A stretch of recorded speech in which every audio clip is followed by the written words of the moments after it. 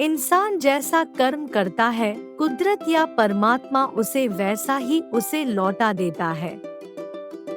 एक बार द्रौपदी सुबह तड़के स्नान करने यमुना घाट पर गई। भोर का समय था। तभी उसका ध्यान सहज ही एक साधु की ओर गया जिसके शरीर पर मात्र एक लंगोटी थी।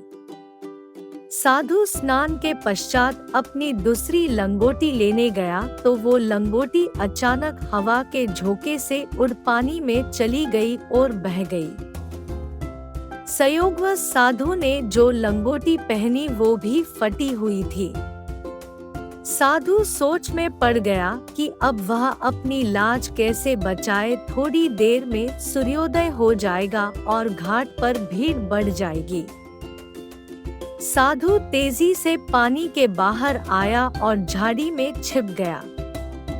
द्रौपदी यह सारा दृश्य देख अपनी साड़ी जो पहन रखी थी उसमें आधी फाड़ कर उस साधु के पास गई और उसे आधी साड़ी देते हुए बोली, तात मैं आपकी परेशानी समझ गई। इस वस्त्र से अपनी लाज ढक लीजिए।